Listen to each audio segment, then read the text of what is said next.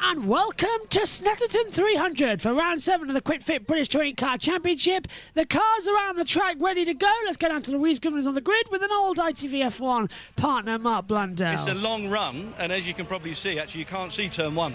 So you rise up a little bit, and that's actually what catches a lot of people out. They arrive at turn 1, they're just putting a little bit too much speed in, and 9 times out of 10 there's a bit of an incident. But it's a great corner, committed, it's challenging. But touring cars going through turn 1 at the start of a race, always entertaining. From a driver's perspective, the fact that it is such a long run, does that impact things at the start? Does it mean you approach the start in a different way because you've got a bit more chance to get in a sneaky overtaking manoeuvre, or is it just everybody trying to get the right line through the corner to keep the speed? The problem with the long run is you normally get yourself in like with a battle with the person next to you. So if there's a little bit of friction on the grid and it's the guy in the colours on the car that you don't like, maybe you're going to try and drag him in, and if you come off worse, you come off worse. But now listen, it's going to be fierce. I think it's going to be a great race as well. It's good to see with all the guys on different tyre options. Let's just hope that our car comes out on top. Well, just talk to me about the tyre options as well, because we've got all 3 of them thrown into the mix. We've got the soft, the medium and the hard. Have you been sitting in on any briefings with the guys and listening to how they're making the decision? Because it's a tricky decision, isn't it? Yeah, I don't get involved too much in the briefings these days, but I have a little bit of understanding of where we're going to head. Listen, it's still quite cool. I think people are going to factor in that it's going to get hotter, maybe if the cloud disappears. But on the basis of that, I think a lot of people will go soft in race 1. So let's just understand what that does in terms of performance. It might give a few people a little bit of understanding of what they can do throughout the day. Right, thank you very much. You can probably hear from the noise behind. See you later, Mark. Our pole sitter, Ash Sutton, has pulled up on the grid. Just take a glance down at his tyres. He's gone medium. He's sticking with the medium tyre for this first race. Let's head round to the other side, dive in and grab a word with Ash, who was so excited to get that. He's just won't interfere. He's just sorting out what you can see here. Just check out Ash's tape. I love the fact this is a man who's just had a baby. Obviously, he's got unicorn tape. Love it. Sorry, Ash. We're just admiring your unicorn tape. Was that your choice? It's just to differentiate us from everyone else. You don't get your tape mixed up if it looks like that, do you? Perfect. Now, your pole lap yesterday, you jumped out of the car like you just won a race. It's the first pole position you've had for a little while, since Truxton 2021. But what was making you so excited about it?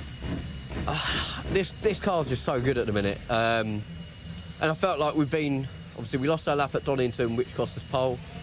We didn't quite get it right at Brands in Q2 due to a tyre issue, but it felt like pole's been on the cards for multiple times, and to actually get it when we've got hardly any hybrid and the car is so in tune, I can't thank the team enough. It's just so good. Best car you've ever driven, you said? I did state that. Best front-wheel drive touring car I've ever driven, so I'd even say it's the best touring car. It's honestly, the thing is on absolute rails at the minute, and it's so rare as a driver that you get this from a race car, so you want to maximise everything. I will no doubt you'll be giving it your all in this one. It's I think this guy, if you look at the pace he had yesterday, he is going to be a difficult man to beat, that's for sure. Wow, look at all these people. This is a seriously busy grid. Great to see so many people here. I'm just going to make my way through to Jake Hill. I'm just going past. So Tom Ingram's car, he is on the soft, the white wall soft tyre. Colin Turkington is on the soft tyre as well. So let's go through. Yep, Jake Hill also on the soft tyre. Let's go round and see if we can dive in. Driver's trying to keep a bit of heat out of the car. Jake, you've gone with the soft tyre. Just talk me through that decision, because I was popping my head into some of the garages earlier on. There was a lot of head scratching going on about which compound to use when. Oh, and Lou's lost her microphone, unfortunately. We just heard that it had disconnected on the grid, so I think she's getting a backup mic in. There we go. The risk of punctures is still quite high, so we want to try and keep that to a minimum with the colder temperatures right now. You lost your quickest lap yesterday. It's only cost you 1 position on the grid, though, so how much of a loss is that realistically? It's something you can easily make up at the start, I guess, is it? Yeah, it's 1 position. It's annoying. It gives you that little bit closer, but it's not as if we've lost 5-10 positions, so I'm still pretty happy. We've just got to get a good launch, try and beat my teammate off the line and see how far we can get up as quick as we can. Have a good one. Right, I'm going to go down. Slight microphone malfunction there, but hopefully you can all hear me now. Yes, Ricky Collard. So, great performance from him yesterday. I know that he had a lot of people talking to him about track limits, and even aside from that, he had it in his head a lot. So, let's just see if we can shift his illustrious water bottle helmet carrier, Rob. Actually, let me grab a quick word with you, Rob. How does it feel being sidelined to a helmet carrier? Oh, well, there's a lot of worse things to do on Sunday than being a support act for your son, who's doing a great job in the Toyota. He is indeed. He's doing a fantastic job. And Ricky, a great qualifying performance. What's the plan in terms of how you're going to translate this and reclaim that podium that was so nearly yours last time out? Well, Louise, I've got to stay out of trouble. I don't like staying out of trouble. I like getting involved. That's why we do the British Touring Cars. It's great to see so many fans here this weekend, and yeah, I want to put a show on and see how we get on. I think it's going down. Yeah, it is going down. Don't worry, I've moved. It's not going to land on me. That's the most important thing. But yeah, it looks quite mixed, doesn't it? I'm sort of a in all of this. I've got guys in front on softs. I've got guys behind on hards. And I'm the one sort of sat here on medium, so important that I make a good start. I'm surrounded by the fast starting BMWs. My dad obviously proved how quick they can start, but we proved at Brands Hatch how quick we can start as well in the Corolla. So make a good start and get stuck in. I will let you get your head down, and we look forward to seeing Ricky and all the other guys getting stuck in when we come back for the first touring car race of the day, which is coming up after this break. Well, ITV may go for a break, we will not, and we're going to come to the commentary box for the first time today, and as you can see, it's a very crowded affair as well, and I seem to have missed a memo about wearing blue as well. I've got green on as well, but welcome out to the commentary box. Once again, our usual commentator, Josh T, is back with us after being at Brands Hatch on the circuit as well for the second time. Omi's with us as well. A return for Nick Homewood. Welcome back, Nick, as well to the channel this year, and joining us for the first time is Adam Lemridge as well, a lifelong touring car fan over in the States, which is fantastic. So welcome to you, Adam. Race 1 coming up shortly, and it's going to be, I think, a cracker at Snetterton. That's right, Josh, and good morning to all of you. Yes, hello. I've been with you guys for Formula 1 coverage and IndyCar coverage, and now jump forward to a series that I followed for a long, long time, going back to the days of Colin Turkington, James Thompson, Gordon Shedden, John Clellan, Jason Plato, and the cars, the Ford Mondeos, the Vauxhall Vectras, the Volvo that Ricardo Rydell used to drive in the tracks that the series that has gone to over the years. And this weekend they're at one of my favorite circuits, the legendary Snetterton circuit, and Ash Sutton starts on pole, Tom Ingram starts second, and Dan Cameron starts in the back. Oh, race 1's gonna be a doozy. Really is. Can't wait to see this one, Josh, as well. Qualifying yesterday teed it up perfectly. Once again, 2 red flags in qualifying as well. And one of them for Dan Camish, the championship leader, starting right at the back of the series as well. I mean, looking in, he's on 88 points. Tom Ingram's on 83 as well. There's not that much between them. And Ingram's got a much better position and likes this track more than Camish does. Yeah, it really does. It's going to be a hard day for Camis as well. You got to get as high up as you can in race 1, as high up as you can in race 2 for the reverse poles, etc., as well. But yeah, Tom Ingram likes this track. Dan Camis doesn't really like this track. But what doesn't like Dan Camis or Dan Camis doesn't like is qualifying. Yeah. 7 times as well. He's not had a good qualifying in his career as well. Started off like that. Nick Homewood, welcome back as well, but a little bit ill at the moment with a sore throat. So, what have you? First of all, are you okay? Second of all, how have you found the season so far in the touring cars? This is actually the first round I've been able to watch live. Having been doing various things, but watching the highlights, it's been. Trends are emerging. I think Napa are probably the favourites at this point, with either Camish or Sutton, depending on the track, depending on who's feeling it on what day. But I think we're in for an exciting season. The last race at, where was it? Brands Hatch Donington. Indy, yeah. Oh yeah, Yeah. that one. The finish with Sutton and Collard are all very exciting. So hopefully we have more today. Snetterton's usually a pretty exciting track for BTCC racing. 3 energetic races coming up as well, and hopefully, Nick, you just interrupt and talk whenever you want. I'm not going to be throwing questions your way with the way your voice is at the moment. With your, it's a normal illness, non-COVID related, but can be some symptoms as well. Omi's joining us for his second touring car event as well, after what we saw at Brands Hatch Indy when he stepped in for Josh as well in the co-com role while he was at the trackside coverage. So what have you made then? You've got the touring car bug. It's 3 very exciting races in a row, and now we're at the longest circuit on the calendar, away from the shortest circuit on the calendar. Yeah, last time out, obviously I didn't have much of a clue, so I was just, I just kind of had to figure it out. But obviously I have much more of an idea of what's going to happen today. So yeah, I'm looking forward to this. It's going to be another exciting race. Excited to be here once again, and it looks like a great circuit. So I'm excited. So I think we're going to have a lot of good racing today. Just in case anybody wants to know on the YouTube chat which is which, Nick is the dog screen, Omi is the Charles Leclerc screen next to him as well. So it goes me, Adam, Josh, Nick, Omi on the screen as well across. So we are coming up then for the start of round 7 of the Quit Fit British Touring Car Championship as well. Track temperature, it's dry at 20.2 degrees. That's track temperature. Air temperature 16.1 degrees as well, and sunny. And this is how the hybrid energy management system works as well. Camish is starting on the hard tyres. He'll have 15 seconds per hybrid lap for 1 lap as well. Ingram will be able to use it for 2 laps. Sutton for 3. Turkington for 4. Hill for 5. Thompson for 6. Chilton for 7. And Butcher for 8 laps as well in the championship systems as well across 12 laps of this race. This, of course, is the first touring car event this season where you have all 3 tyre compounds, hard, medium and soft, Dunlop rubber as well, in order to see where you want to go. So Goodyear rubber, sorry. So this is all looking strong for Goodyear to make the first appearance. And here's how the grid lines up then as we go away on the first formation lap. Row 1 sees Ash Sutton on pole position. He starts on the medium compound tyre. Tom Ingram is second. He starts on the softs. Second row sees Turkington and Hill. Turkington on soft, the same as Jake Hill. Third row of the grid sees Collard and Morgan as well. Medium for Collard, soft for Morgan.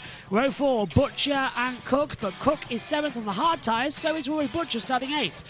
Then row 5 sees Rowbottom and Jelly. Rowbottom's on the hard tyres, Jelly's on the softs. 6th row of the grid sees Chilton and Gamble. Chilton on hards, the same as Gamble. 7th row of the grid sees Aaron Taylor-Smith and Dexter Patterson, sorry, Ronan Pearson as well. Soft tyres for Aaron Taylor-Smith, mediums for Pearson as well. Row 8 sees Dan Lloyd on the hard tyres, Mikey Doble's on the mediums. And then Osborne's on row 9 along with on the medium, and then Bobby Thompson's on the hards. Graphics having a glitch today. Andrew Watson's on row 10 on mediums. Dexter Patterson starts 20th on the hard compound tyre. Row 11, Jack Butel and Aidan Moffat are on hard tyres apiece. Row 12 sees Will Powell on hards and Nick Hamilton on hard tyres as well. Row 13 sees Dan Camish start on the hard with Nick Holstead also on hard tyres. And Jade Edwards starts 14th on the hard tyres as well for the team hard as well. So we've gone through who's got what in terms of ballast as well and accessibility as we look at Ronan Peterson on the grid there as well. It just warming up on his tyres as well. Longest lap on the calendar, this 2.9689 miles as well. Let's go on board and have a word with Pearson. It's going to be a busy race this. Hello David and everyone watching at home. Yeah, not a bad qualifying. We're right in the mid-pack. First Jack Sears Trophy driver, which will be my main aim in this race ultimately. Obviously a lot of different tyre strategies going on. So yeah, we'll see what happens. Looking forward to it. What was the thinking behind going on mediums for this race in terms of not only why mediums, but was it your choice? Was it the team's? Was it a collaboration? For us, it's a known tyre, so we're going with what we know. It's what we've done all day yesterday on the medium. It's my first time around here this weekend in the touring car, so we want to consolidate, if not move forward, and yeah, see what we do for race 2 and 3. And it's a busy lap as well, this. Good overtaking opportunities, so you should be able to make some progress from there. Yeah, absolutely, David. It looks like there's a few cars on the hard in front of me. So ideally, we'll make a good start, settle in and muscle our way through. Ronan, good luck. We'll leave you to it. Thank you. Ronan Pearson down there on the grid then as well. And I just want to get a question from you, Adam, as well. This is, of course, British touring cars. The alternative is sort of the V8 supercars as well. But supercars sort of stepped away into sort of the high-end class of, like, saloon car racing. We've sort of stayed with hatchbacks as well. So what is the difference watching a touring car race and a supercars race now in 2023? Because they have grown into differences. Yeah, well, the Repco Australian Supercar Series, this year they have a Gen 3 car which kind of resembles the NASCAR stock cars here in the United States, and obviously over there in England you have more of a traditional touring car. You see, it's really cool, to see the way the Quick Fit British Touring Car Championship has stayed true to its name, and the drivers in the series this year are incredible, and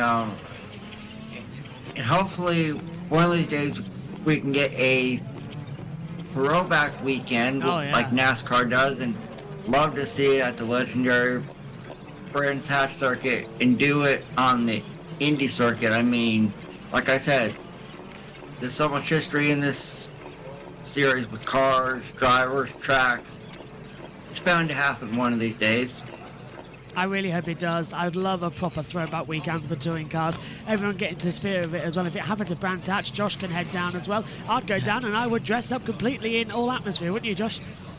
Yeah, just a quick update on the oil situation from yesterday. Yeah. The dust was still visible at the first race of this morning in the Radical race. The clerk of the course will have already been around there, and he has said it's fine. Okay, Nice. we're all set to go for round 7 of the Quick Fit British Touring Car Championship. Once again, it's a Napa Ford on pole position. 4 out of 4 so far. Can we see anything different? Here we go.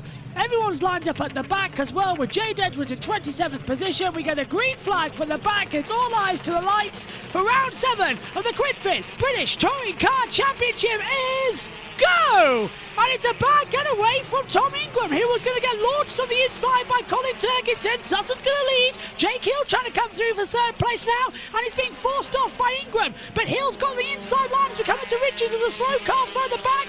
As Stephen Jelly touches the grass, coming through Ritchie's into Wilson hairpin, named after Justin Wilson. Braking Dave, there's a little bit of bodywork flying off from one of the Toyotas, and Rory Butcher in the midfield. Turkington's up to 2nd, getting forced out wide is Ingram, and Josh, that's a horrible start for Ingram once again. Not what he needed, but he had to capitalise on a good championship position ahead of Camish.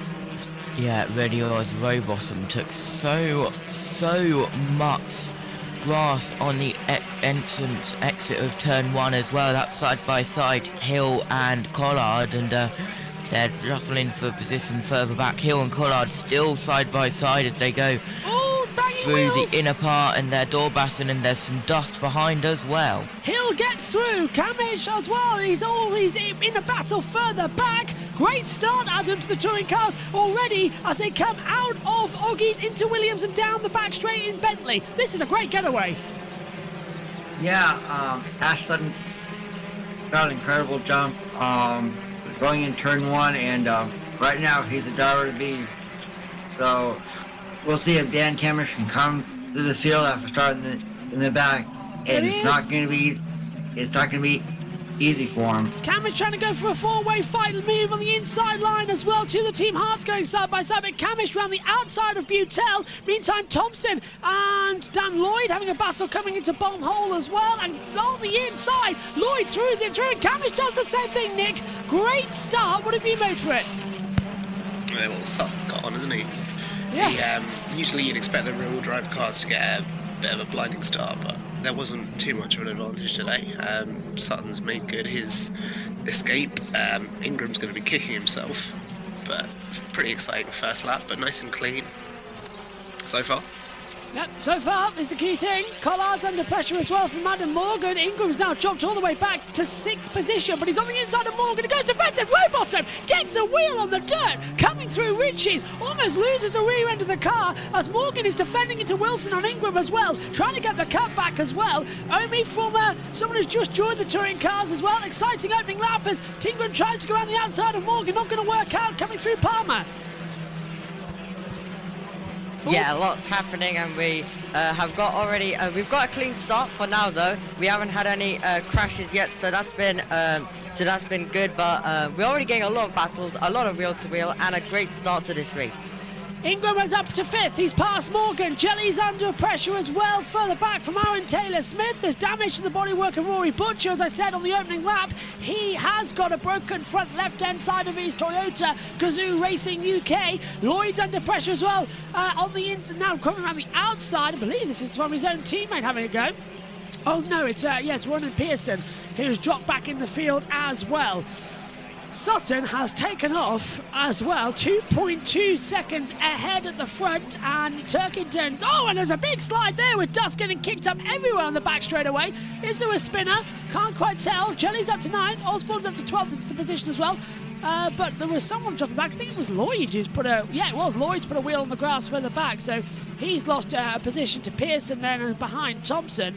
So through Bomb Hole once again. It's such a funny name of that corner as well. Named after an unexploded World War II bomb was found there as well. It used to be an RAF basis as well. Snetterton, as always, got converted into a racing circuit, which is the same for so many of the events, and even what happened, I think, to Sebring as well. But yeah, Adam as well, good start. And question is, Hill on the back of Turkington. Can Tingram get a position back as he's going on the inside and gets through Collard? So can Ingram fight back and join the party at the front? Yeah, I do think Tom Ingram will find a way to get up to Ash Sutton. But if he does, Ash Sutton is a very hard driver to pass. So if I'm Ash Sutton, I keep the hammer down and just go all out, to see if he can conquer race one here at Snetterton. So much action in the field as well to keep an eye on as well. Everyone's just a bit either wants to do a Hail Mary or doesn't want to lose out on the position as well, and just make sure everyone's okay. Josh, it's a good start to this race, but there's a long way to go. That's what people are sort of forgetting coming into this race. There is an awful long way of racing to go, and everyone can just make small mistakes, and it costs them everything. Yeah, well, Ingram still down in 5th. He's down 2. He's now up to 4th, as well as the updates on the time screens, but Cam is still trying to battle. That's getting through Gamble. Yeah, Gamble shut the door as well, coming into Williams down the Bentley straight towards Brundle and Nelson as well. Camish on the attack, Pearson on the back of Thompson as well, as Moffat, as I think, was under pressure as well from Butel, who has dropped places as well on the inside. That's Josh Cook trying to have a look on Stephen Jelly. Hasn't worked out. Jelly stayed ahead. Best in peace, Bollard.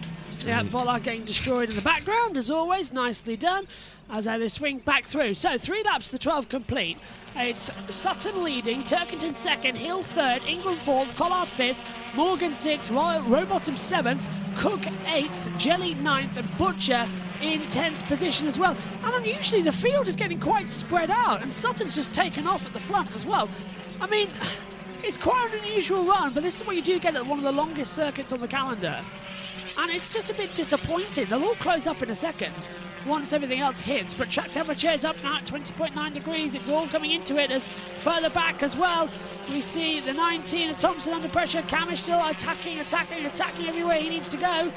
And Gamble now trying to come back on the inside. Pearson trying to go on the outside of Thompson into Wilson. Thompson goes a bit defensive. Meantime, I think Lloyd was thinking about a move on Pearson too, so the action is certainly at the rear of the pack over the last points-paying position. Always nice to see as they come into it. And Adam as well. Is this different to what we saw in Tasmania earlier on? Close racing in a new era of touring cars and V8 Supers as well. Is it this close in Australia? Yeah, it was. This morning, like you said, the Repco Supercar Series is in the Apple Isle of Tasmania, so it was close racing there But over here, Ash Sutton is running away with this race, and we'll see if anyone can catch him. He's been so good so far, so we'll see if anyone can catch that Napa Ford. I mean, Josh, I've never seen a 3-second lead in a touring car race before in race 1. He has just taken off. It's like we're watching Formula 1 almost. He's taken off and he's accelerating the front. Do you think that because we've got 3 different tyre compounds, it's stunted the racing straight away? Because Sutton's on the mediums, Turkington, Hill and Ingram are on softs. So do you reckon these 3 tyre compounds that was brought in to spice up the already incredible racing have immediately just stunted it? Possibly, yeah. Well, at the end of lap 4, it was a 2.7 gap. Yes, race 1, end of lap 4, 2.7 second gap. Nick, touring car, excellent. Sure. Go on, Josh. This isn't Max Verstappen in this car. Yeah. I don't think it's Max Verstappen. It's called. I think Ash Sutton just got an incredible jump, and he's saying, if you want to catch me, come and catch me. But I don't think anybody's going to catch him. So, Nick, coming to you, touring cars you've watched for a very long time as well.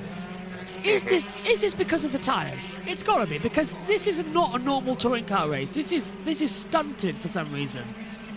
I think it's a combination of the tyres, the track. Snetterton's just a very long track. If you've got a good car, you're going to be pulling out a big gap every lap, and Sutton obviously likes that car a lot. It's very fast, and he's just using that to his advantage. It will probably close up towards the end as the tyres compounds sort of converge, but yeah, for a touring car race, it's a bit processional. Yeah. And as this is the first race we've ever had this sort of tyre choice, then you've got to say it's got to be at least contributing. Hopefully, I like the old system where you had the 2 compounds and you chose which one race to run it in. Everyone had, the same opportunities, and everyone sort of knew where they stood. But yeah, it's a bit like F1 experimenting with all these different formats. If it ain't broke, don't fix it. Collard stopped. That's a shocker. Collard has pulled off down the back straightaway, and this will deploy a safety car because that car's going to need recovering from the track as well. He's down the Bentley straight, and he's come to a stop. And now look at that, Turkington's under pressure from Hill, trying to come around the outside, I believe, coming into Wilson hairpin. So Hill cuts back, Turkington keeps the front. Now, if a safety car does come out, it'll play into the hands of Sutton even more because he has the medium tyres, ergo, he'll have more grip to go forward on the attack. Hill's on soft tyres, so is Turkington. Ingram to fourth now as well. No sign of the safety car. It's a long lap here if they can cover it under yellows. And this is Hill trying to go on the outside. Ingram's coming in for the battle for second position. But 2 seconds in a touring car race is not on as well. And even these battles aren't feeling energetic as well. It does feel stunted. I don't know what it is. It's a very weird feeling right now. Watching a British touring car race and not losing my voice as Hill touches the back of Turkington as we head down now the Bentley Straight once again for the 6th time. We're halfway in this race. This is where the car is. Yeah, so I'm not seeing any yellow flags being displayed, are you? They use the LED boards, don't they, touring cars? Flags too. They do use both now as well because they failed at Donington race 2. There it is. There it is. And there's no yellow flags out at all. There was. Yeah. I'm surprised they haven't put on a yellow flag for Ron Collard being, on the side of the track. I thought they would have done it all. I thought that they would have done it already. I mean, because if they just leave the car there, that's a dangerous situation. Massively so. There was a yellow flag at Brundle Inn. I'm seeing on the timing screen that they showed a yellow. You're right. So timing screen shows yellow, but track didn't. I didn't see one being put out as Hill closes down on Turkington once again in towards turn 1 as well. BMW versus BMW power as well. It's exactly the same car. Few tweaks as well with the factory BMW team compared to Jake Hill in the laser tools. And Sutton, who made the risk to change over to Napa Ford, Seems to be reaping the rewards right now. Took 2 victories last time out as well. Can he have any... Shout out to Kamish, who's up for 11th. Oh, wow. Wow, 11th for Dan Kamish after starting in the back of the field. That's an incredible drive for the point. Say again, Nick. Because On the hard tyres as well. Oh, wow. wow, that's an incredible drive for Dan Kamish, starting from the back of the field and going up all the way now to 11th. What an amazing start for him. Oh, that's a move he's pulled on Osborne as well when he was attacking Butcher. So Kamish not even being friendly with his own teammates. Go on, Josh. Yeah, Butcher was the first one to get a black and white flag, and now the number 27 of Kamish, and Lloyd has got a black and white flag, and there's no yellow where it was last time round when I saw it. Have they managed to get the car out of the way? Cleared. Let's have a look. We need camera angle to... They're not showing us that angle, are they? We need to sort of move over to the left-hand side to see if they've actually got it on. So let's take a look. I hope it excites itself later as well with when the race strategy comes in, because you can for the 3 races you have to choose a different tyre. That's the idea of it. Is it there? Yep, it's still there. Yes. And now... Still there? So what they've done here is they've removed the driver. They've made it all safe. The drivers know it's there, so they don't need to put a yellow flag. And because it's not at a place of danger, they put out the warning signboard instead of a yellow flag, which just warns the drivers that there's something there. That's the red and yellow striped flag as well. The warning flag, sometimes called the oil flag, isn't it? Well, it's called the oil flag, but it is also the warning flag. The that something's on the track. Yeah, the slippery surface, Yeah. or they needed to find a name for that. But basically, that flag will have gone out to make sure to alert the drivers that there's something there on the side of the track. They have a the LED board, board, yeah. with a yellow triangle, yellow background, black. Yeah, and there is Collard walking away with the marshals, just saying, having a nice chat with them. Is it the curse of my Toyota Gazoo Racing Cup? Could be, yeah. I'll tell you what, I've stood where they are as well. It's a very fast part. It's clouded over slightly as well. The track air temperature's dropped down to 15.9 degrees, so there's a cloud blowing over the circuit. Let me tell you something, Snetterton, because it's very flat there as well, you do need a bit of cloud cover to get some shade, because you do boil alive there as well. I got a sunburn as well that lasted 3 months, so that's how bad it was. Say again? Yeah, I can confirm. Yep. I was there 2 years ago. From the superbikes. Oh yeah, you too as well. I believe it. Also, to get from the paddock to watch the start at the opposite end, you've got to go over the bridge, round the last sector, and down through another road to get to the other side where the TV compound is, the commentary box. I missed the crossing once. Yeah. Can confirm it's a nightmare. Yeah, it's a very long way. Oh boy. Oh my. But someone's got a black and white flag. It is 4th place of Ingram. Ingram then already in trouble with the black and white flag out there. He's done the fast lap of the race though, 1:55.092 on Cook. He's down in 8th position as well. So Kamish is up 15 places on the hard tyres. He's, as you heard from Nick earlier, that is the best improvement in this race so far, and got himself back and wants 9th position as we head down the centre straight towards Ritchie's at turn number 1 as well. I don't think he's going to go for a move unless he's very, very brave. He thinks about setting up the inside. Butcher closing the door as they come up towards Wilson. Kamish has run out of hybrid for the rest of the race. Oh, you're right. That's only on lap 9 as well. And because he was championship leader, he only had 8 laps of it. So that explains why he was so fast. So he now is stuck for the remaining, 3-4 laps of this race? 3, 6, 9, 12. So 3 laps of this race. Hill looking to the inside of Turkington, coming into Oggies. Not going to work into Williams to push through. Well, this race has had a few bits of excitement, but race 1 has been a bit of a letdown, which is unusual. And guess what? Race 1 sets the grid for race 2. which means we're going to have exactly the same run again as Hill tries to go on the outside.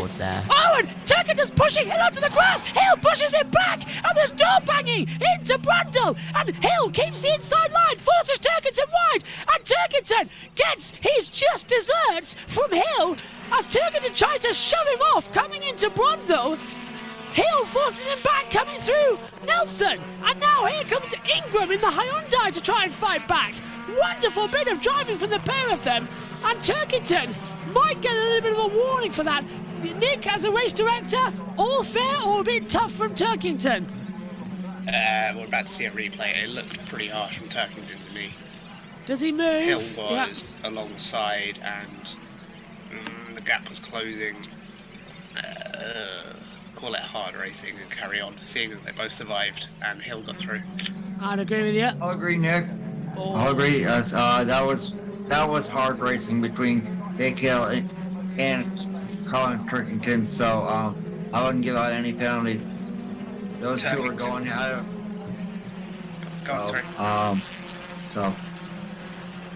Yeah, I think Hill gave Turkington what you probably call instant karma there by forcing him away to the next one. Gamble Watson out of hybrid.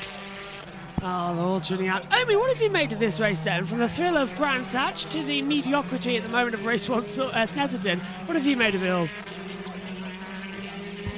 Yeah, it's been a lot more quiet than what Brands Hatch did, but let's hope the next 2 races will be more exciting. But well, I guess we'll hope. But for now, it's been a race that it's had its moments, but like there's not been many of those moments. It's been a bit more of a quiet race than what Brands Hatch, where there was action everywhere at Brands Hatch. So so hopefully race 2 and race 3 will have a lot more action, just like there was last time out. But yeah, Sutton has just been in control of this race, fully in control of this. 2:35 is the second race of the day. We're on air at 2:20 British summer time for all of that as well. And I'll tell you what though, Josh, usually we come here and we've just had the Snetterton test because we usually come here around 6 of the season after the summer break. Sometimes it's been a bit before, but usually we get a test here. That test is taking part after this weekend, so they've come here with practically no date on how to run on this circuit with the cars. Yeah, well, do you want to know how insane Sutton's car is? How insane? He's just used his first lap of hybrid this lap. You're joking! Oh, what? No way. Wow. He has left his hybrid for the last 3 laps. Wow. That napper. Wow. Well, I think we can write off the season. Napa Ford have just blown it away, Adam. That's amazing. It's called Ash Sutton. It's called. Ever since he got that jump, he said, "Gone, see ya, goodbye." Nick, you were right though. They're closing up on this last couple of laps. The gap was 3 seconds. Now it's 1.629. Yeah, Sutton will be starting to suffer with the front-wheel drive. The BMW will be suffering less, and even when they do suffer, they're more drivable than a front-wheel drive car with wear. Yeah. So, could be an exciting last lap, but Sutton's got a hybrid. Taylor Smith down the inside of Caris into Wilson. That was a good move as well, but it's going to be hard for Ingram to get up into third. He's got no hybrid left. Turkington does. Collard's DNF is confirmed as being caused by a water pump failure alarm. So the car told him to stop it as well. With the water pump failing as well, it'll blow the gaskets and it's very, very messy. It could seize everything, engine, gearbox, so no water pumping through the system to keep the coolant going. It's bye-bye car, basically. And I've got a flashing race control message. It's a black and white flag for cars 16 and 42. So that is going to be the 16 of Moffat and the 42 out there as well for Gamble as well. As we start the final lap of this touring car race for round 7 of the season. Round 8 and 9 coming up later on. Sutton leads by 0.7 of a second to Jake Hill, who has been incredibly consistent now in the last 3 laps. And is Hill going to take an unlikely win from a very dominant Ash Sutton? Nick was 100%. Look, Hill's flashing his lights already. As Ingram looks to try and get a podium away from Turkington. Ingram is out of hybrid power, as we mentioned earlier. Camish as well is also out. That's why he couldn't defend from Aaron Taylor-Smith. But at the moment, this is looking very good for Sutton. Quick run around. Is Hill going to get past? Adam? No. Josh? I think Ash Sutton wins race 1. Josh? No. It's going to be close, but no. Nick? No. Omi? I love getting predictions wrong, so I'll say Hill's gonna get past. Oh, he's locked up. Yep. Hill has locked up. That's coming in as well. Awesome. 2 Oggies. Hill's right in the back as well. It's very close between them as they enter the Bentley straight towards Brundle. The last sector doesn't permit that much for overtaking. Sutton's going defensive to wall on hybrid power. So it's closed up on the last 2.9 miles. As they enter Brundle, Sutton goes low on the brakes, locks the rear a little bit as well, just keeps it under control into Nelson. Bombhole, Kuram and Morris is left on this circuit. Just a few corners. Sutton takes it in his stride. Hill, I think, settles unless he's going to do a dive bomb on Morris. I think it's a bit too late. A controlled performance from Ash Sutton. Dominant. Backed off in the end. Didn't need to worry. Ash Sutton continues his title attack and wins round 7 of the QuidFit British Touring Car Championship here at Snetterton. Jake Hill, 2/10 behind the line. It was close, but it wasn't dramatic. Turkington, 3rd, Ingram 4th, Morgan, Holmes, Jelly across the line. Rowbottom 7th, Cook 8th, Butcher 9th, Taylor-Smith is 10th. Camish, Osborne, Pearson, Gamble, Lloyd, the last points paying position. If I'm very much mistaken as they cross the line, because we're going to side-by-side battle across it as well. That's Pearson, who has got... No, couldn't get Osborne at the line. Side-by-side there, it's very close though between them. 0.038 between Osborne and Pearson across that line. Well, interesting race 1. Not dramatic, Josh. Another side-by-side between Moffat and Patterson. 0.191 between them at the line. Well, the closest finish of the day definitely goes to... Oh, Lloyd and Thompson too, 10th between them. But, Osborne and correction. Osborne and Pearson's gap was... And Pearson got him. The timing screen has changed. Pearson to 12th, Osborne to 13th by 0.002 of a second. So he did get him at the line. Wow. But Ash Sutton wins round 7 of the QuidFit British Touring Car Championship as well. Very nicely done, everyone. Good race. Round of applause. We'll hear from the top 3. In fact, let's take a look there. There's the usual Snetterton supporters. Ash Sutton, #116. I had the pleasure of speaking with those two when I was at the circuit a few years ago. They say they go to quite a lot, but Snetterton is their local circuit. And they always try and follow a few around. Here's the results then.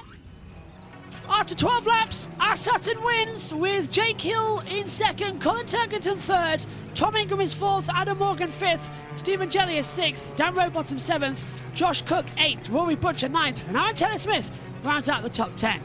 Further down, we see Dan Camish 11th, Ronan Pearson 12th, Sam Osborne is 13th, 14th for George Gamble, 15th for Dan Lloyd, 16th for Rory Thompson, 17th for Mikey Doble, 18th Andrew Watson, 19th is Aidan Moffat, and 20th for Dexter Patterson. 21st for Jack Butel, 22nd Will Powell, 23rd Nick Hamilton, 24th Tom Chilton, 25th Jade Edwards, 26th Nick Holstead, and 27th and out of the race was Ricky Collard. Not a bad race then. We'll hear from the top 3 shortly. This is the Drivers' Championship now. Ash Sutton now has taken the lead away from Tom Ingram and Dan Camish. He's on 100 points now. He's 4 clear of Tom Ingram on 96. Dan Camish is on 93 as well. Colin Turkington 85. It's closing up at the front. And Sutton is the new leader after 3 wins this year. 3 out of 7. Not a bad record as well for Sutton as well. As the cars come in, we'll hear from the top 3 shortly with Alan Hyde presiding over. But first, I've got to pass inspection, which is always the key thing as well to take it. I think they have. So we'll hear from the top three and then we'll sign off as well. So let's get the thoughts of our pundits as well. Starting with you, Adam, what did you make of race 1 of the day? Ash Sutton, once the green lights came out, he just simply dominated, and Jake Hill came so close. If there was another lap, then Jake Hill would have gotten by Ash Sutton, but Ash Sutton was clearly the toast for race 1, and he starts on pole for race 2. I could see Ash Sutton taking race 2 as well.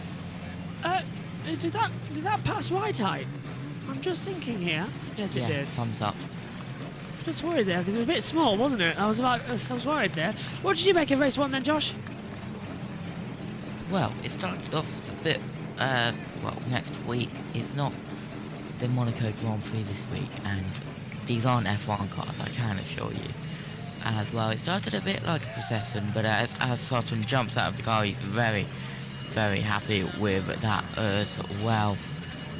We'll get to hear from him shortly, as well as he goes over to congratulate the team as well. But yeah, it lightened up towards the end as well. Nick, what did you make of it? It was okay. It wasn't anything too exciting. Sutton managed it well. Yeah, not really a whole lot to say, and honestly, hopefully race 2 is a bit better. Okay, we'll get to Omi in a second. Let's hear from our... No, hang on a minute. There's no audio from the track because TSL aren't showing it again, so I've got to do a website. Omi, what did you think of it?